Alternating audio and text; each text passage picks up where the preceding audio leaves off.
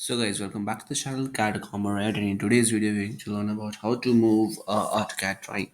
So let's say this is AutoCAD drawing and you want to move it. Then if you want to move the whole drawing, then just select the whole drawing, write the shortcut command M, enter, and just specify the base point. Let's say I want to have this as a base point and move it with let's say a unit of 200, just to be specific.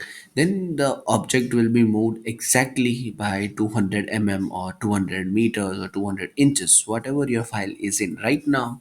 If we check my file, it is in unit, it's in inches. So right now the whole drawing has been moved by 200 inches. So whatsoever your AutoCAD file will be in you can move it in the specific thing. The next thing, what is the next option that you can do is, let's say you want to just move this particular column. Just you have to write the shortcut command M, which is the shortcut for the command move, and just press enter, specify the base point, and you can just drag it to wherever you want. Also you can copy it to wherever you want, and it is that simple.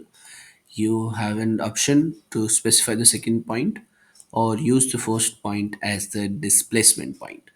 So there are two options that you can just drag it and drop it, and the second is what we saw first, that you have to specify the displacement dimensions, and after that you will get to that where you want to move your object.